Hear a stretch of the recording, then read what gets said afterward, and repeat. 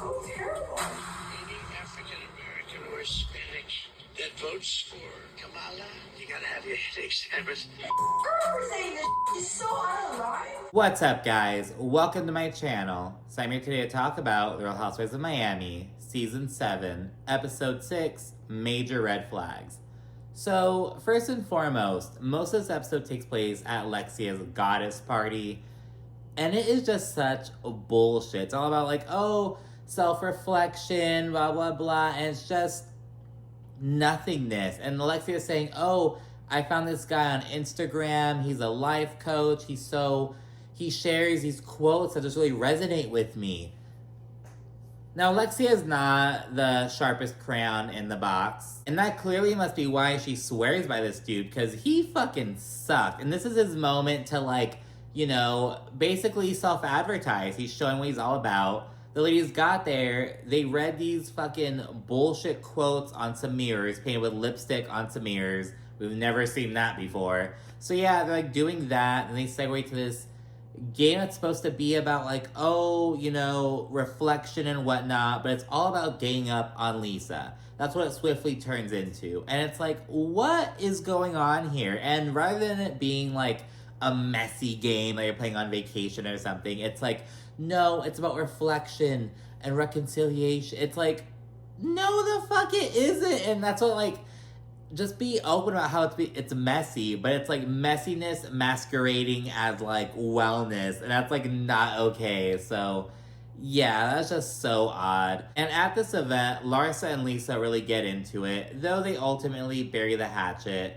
We'll see how long that lasts. And while they're building towards reconciliation, at this point at least, Julia and Gertie are just rapidly deteriorating. And it's all because of Julia. So she is kind of trying to, like, gloss over what happened. She's like, oh, Gertie and I spoke, we agreed to move on and put it in the past, blah, blah, blah. It's like, well, of course you want to move on real quickly because, you know, you assaulted her. And Gertie's like, well, hold on, let's not, like, pretend everything's all fucking peaches. So we had a conversation. It should have been had much prior to, like, that blow up, you know what I mean? It should have been way before then. But yeah, so Gertie's kind of like not be known, and Julia didn't like that, so now she's playing victim, saying Gertie really hurt me, blah, blah, blah. I like she wasn't the one who came in hot and just escalated the situation unnecessarily. So that's just so weird of Julia. And again, Gertie is on an island. She has no, like, Adriana is like her biggest support, but, you know, no one really likes Adriana either. And right now, you know, Gertie, Adriana, and Lisa are all kind of, like, on their own islands. But, you know, I feel like Lisa's kind of a bit unreliable in that regard. Like, it was always Nicole, Gertie, Adriana, and Julia. Like, the newbies and Adriana, who's considered, like, the outsider, if you will. You know what I mean? And meanwhile, Lisa was with Larsa and Alexia and the cool girls and all that stuff. So that's kind of been the dynamic thus far.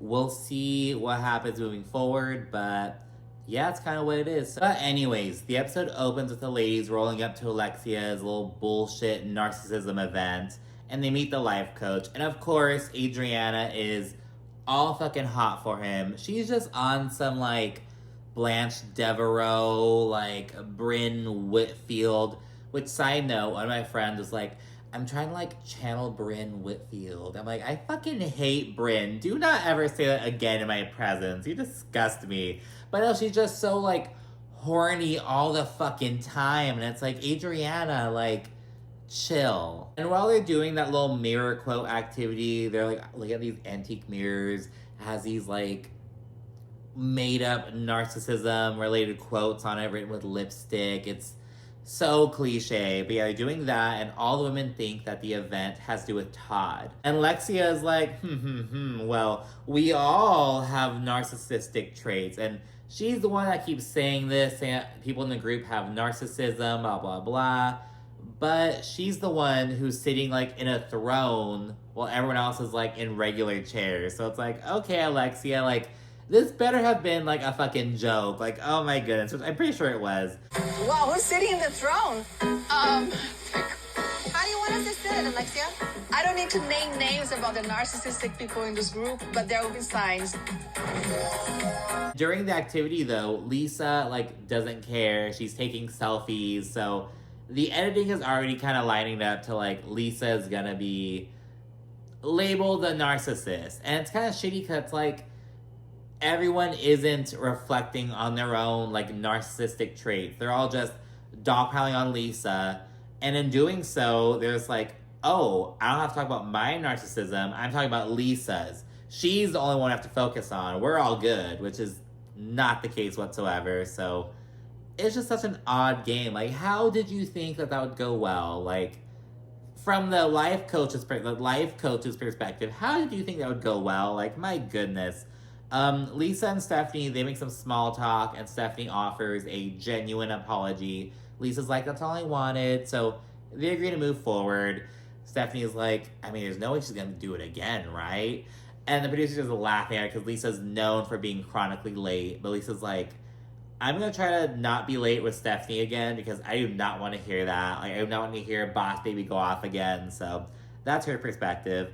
And again, on the side, Julia is like talking to some of the ladies and she's making it seem as though she and Gertie are all fucking kumbaya and shit. Oh, we had this heart to heart and we leave everything in the past and we're moving forward and starting anew and moving to the south of France. It's this whole thing and it's like, okay, Julia. And again, Gertie's like, she does interrupt, and that was like the first thing I noticed. Like, I wasn't really listening to Julia's words. The first thing I saw was Gertie like interrupting, and I was like, oh, what are you doing, Gertie? But when I listened to what Julia was saying, it was like, oh no, like she's trying to act like everything's all good. And like, yeah, we are moving forward, but let's not pretend as though everything's all like peaches and ice cream and like, you know, it's just so not like that.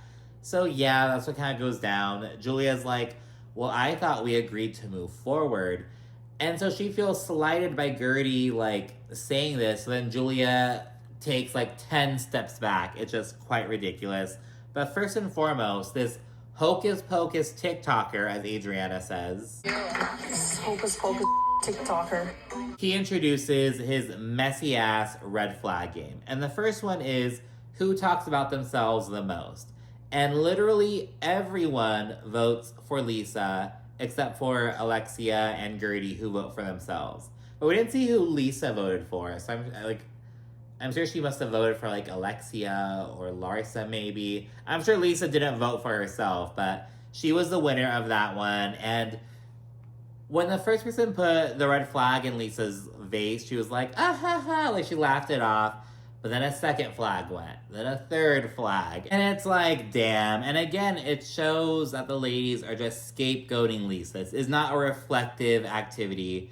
It's a scapegoating thing. And Lisa, she's like, this isn't a goddess party. It's a witch hunt. And it's like, yeah, it's kind of fucking what it is. Like, my goodness. The next one is quick to take offense. And that also goes to Lisa. Now, it's not a landslide, but she does get the majority. And then it's lack of accountability. And during that moment, Julia randomly throws a whole wrench into the conversation. She's like, Mr. Bullshit Hocus Pocus TikToker, Mr. Life Coach, what do you do when someone hurt you really badly and they refuse to take accountability to move on?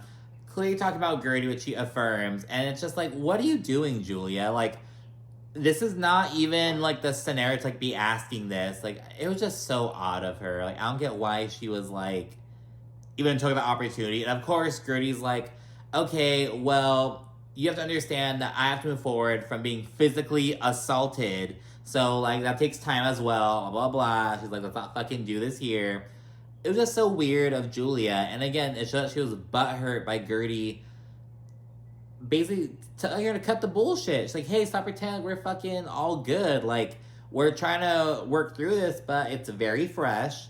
You're acting like everything's all kumbaya, but it's not. So let's keep it real. And because of that, Julia's upset and throwing shit out. She's pulling shit from up her sleeve. And it's like, what's going on? The fourth red flag game is playing the victim. And of course, Lisa also wins. And then she and Larsa get into it. And Larsa's like, count the flags, Lisa. Count the flags. And it's like, oh my God. Because again, it's giving the impression that Lisa is the only one in the group with these issues when it's very fucking clear there are other people who, dare I say it, maybe have even worse than Lisa does. Now, Lisa is very self-absorbed, obviously. She's very late. She's always, like, she's very into herself. But, you know, I mean, everyone else cast is. That's, like, a requirement of being a housewife, damn near, you know? And it's, like, I don't know. It's really shitty. The whole, like, count the flags, Lisa. Lisa, you should be more worried about how all your friends think you're a narcissist, blah, blah. It's this whole thing. Oh, my goodness. And a whole bunch of people begin piling on to Lisa. It's this whole thing. Like, Julia, Stephanie, I think Kiki a little bit as well. Like, a bunch of people, Marisol, everyone's just piling on to Lisa. And it's just, like, too much. Like, oh my God. And Lisa notes, hey, I am trying. Like, last year, Kiki was saying that, oh, Lisa's all about Lenny. And Lisa notes, since that was said, I haven't mentioned Lenny at all, even though I'm still going through it with him. I'm making an effort, but you guys are just shitting on me. And that's true.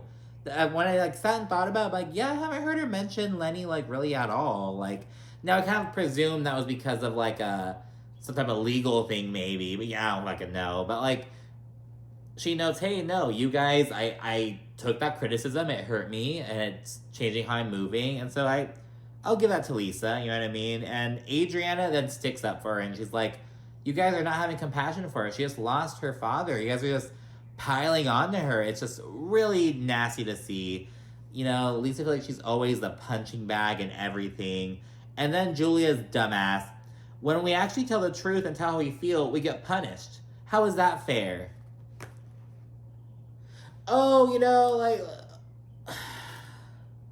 just that rhetoric, you know what I mean? Like, oh, you guys asked for my opinion and I said it and now I'm the bad guy. Yeah, because what you said is fucked up.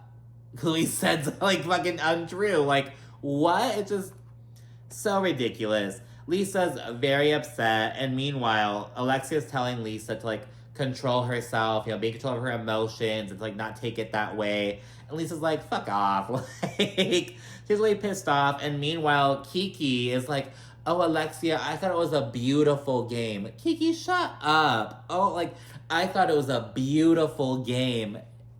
In what fucking way, shape, or form? Like, Kiki is such an ass kisser.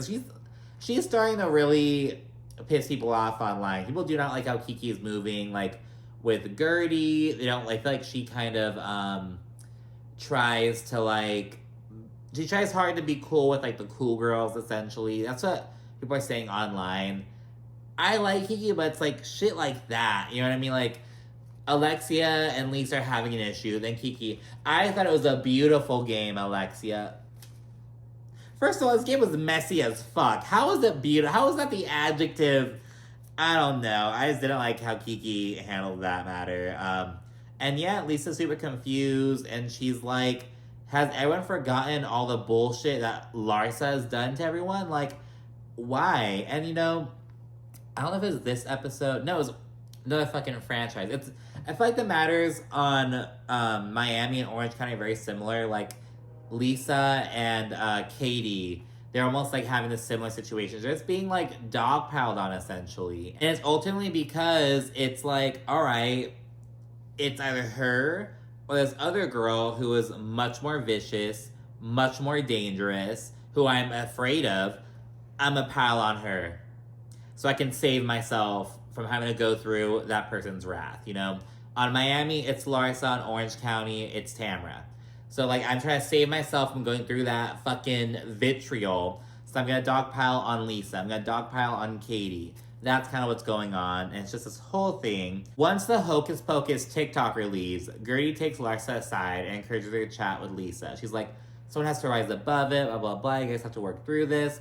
And she says that she did that because she wishes someone had done that for her and Julia. Like, she wishes someone had facilitated a productive sit-down, you know what I mean? Again, Dr. Nicole would have fucking done that, but whatever. I'm like a broken record. So that's what Gertie does. And she's a little bit too involved, in Larsa's opinion at least. Gertie's sitting there, moderating, playing Dr. Phil.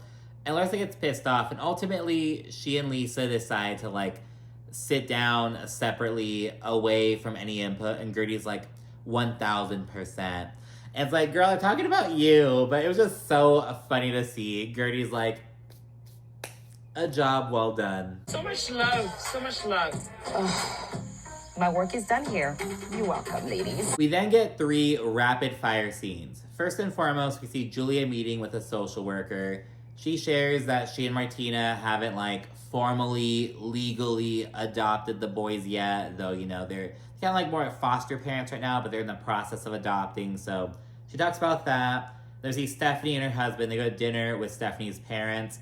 She shares that her father is 2 years older than Masood, and it's at least he's older. You know what I mean? Take what you can get, damn it. She said that the first time that they met, her father didn't say a word. He was very clearly kind of what the fuck, but he got over it. Once the money started coming in, he got over it. But yeah, she says that they're super close, they're all buddy-buddy, all this shit. Though apparently, Stephanie, like she mentioned, she and her sisters fell out. And she says that she's the eldest. She was raised very, kind of get up, don't cry, do it. Kind of to be tough-skinned and whatnot. Where her sisters are very sensitive. And because of that, her sisters also don't chat with the parents. So, they're separate estrangements. The sisters are kind of in their own world, essentially, while Stephanie still goes with the parents. The overall sentiment is one day we'll be a happy family again, blah, blah, blah. It sounds like the sisters are starting to reach out, the hurricane hit and the sisters were reaching out, checking in on everyone, make sure everything's all good. So, yeah, I guess we'll learn more about that story. I don't know if the sisters have come out and said anything. I'm not sure. Stephanie says the falling out kind of came because they worked at the company, which, of course, I could see that happening. I'm sure there's more to the story, though, so who knows. And, of course, we see Gertie and Russell. They had a couples therapy. Of course, they have couples therapy, but, they've been having their, little relationship stuff. Gertie says that she, doesn't feel sexy. She wants Russell kind of get out of that, first responder mode. Because, first of all, he is a first responder. He's a fireman. But when Gertie got her diagnosis, he kind of, definitely stepped into that role. He's her husband, he stepped into that caretaker role. And now that the cancer chapter has closed and they're in the post-cancer kind of area, Gertie feels like Russell's having a hard time stepping out of that caretaker role and back into the husband. It's just a weird kind of dynamic that he's trying to get through, So they chat about that. So it's really cool to see, just hearing them chat about. So last season we got to see Russell step up and be there, and now we're seeing them kind of try to almost turn that side off a little bit. You know what I mean? Trying to get back to more of a typical husband and wife relationship and not that caretaker role. So we see that as well. That was a really sweet scene to see. They've been together since they were in high school. It's super sweet, and I just love their story and how they're still together, still going strong. And the last scene is Lisa and Larsa meeting up to discuss their issues. And of course, Larsa starts off on the wrong foot. She immediately comes in she just starts off wrong. She just has to start off soft. That's Larsa's problem. That's why Gertie was trying to mediate. Larsa just comes off too rough, pretty much. And they discuss their fight at Lisa's party back in episode 1. Also the drama in Milan. And apparently, Lisa had previously accused Larsa of orchestrating that paparazzi photo of Marcus Jordan. And I don't think the masses, knew about the allegation, whatsoever. We knew about the photo, obviously, but not about, was Larsa behind it? And Larsa's what am I, the fucking CIA? What? So, they chat about those things that come in rapid succession. Larsa says that Lisa is full of shit. She notes that Jody lies, and she says that she is a better friend than Lisa is. So Larsa's again, Larsa's perfect, Lisa isn't. And again, Larsa tries to back this sentiment up with the red flag game. Oh, remember you got all the red flags? Everyone thinks that you are a narcissist, Lisa. It's oh my god, Larsa. It's just so fucking pathetic to see the game be weaponized like that over and over again. She says that Lisa is running low on friends. She just keeps going in on her. And she's it is the truth that you are a narcissist. It is just this whole fucking thing. And Lisa just, she can't really say anything. She's kind of parroting Larsa. You're a narcissist, Lisa. No, Larsa, you're a narcissist. oh, Lisa, you have no friends. No, Larsa, you have no friends. Like, Lisa is out here fighting for her fucking life. Like, she can do nothing but just parrot Larsa. She ultimately gets up to go to the restroom, and she's just quite bothered. She calls Alexia and vents her in the restroom. She's over here saying, like, oh, I'm a narcissist, bring up the red flag game, blah, blah, blah. Like, she was venting to Alexia while someone's in the restroom taking a shit. It's this whole fucking moment. And Alexia reassures Lisa. She tells her not to believe Larsa, don't listen to her, and she just wants them to work through it. She's kind of over the drama at this point. All the while, Larsa's like chilling on her phone, just hanging out. And mid-rant, so Lisa began her rant with Alexia like in the restroom, and she stepped outside and just sat down. An employee interrupted and asked her to please take the call outside. She's being a little bit loud.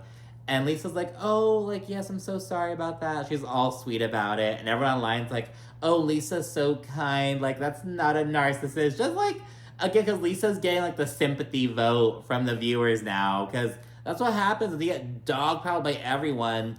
You get the sympathy. And that's what's happening with Lisa right now. Not saying that it's like not warranted or anything. But, you know, that's the situation ultimately. And yeah, once Lisa returns to the table, Larsa says, look, I'm not trying to hurt you, Lisa. At the end of the day, I just wanted you to be a better friend to me. That's what it was. And she then apologizes. She's like, I'm sorry I called you a bitch at Jody's party. I'm sorry that I wasn't, like, there for you like you felt I should have been after your father passed away.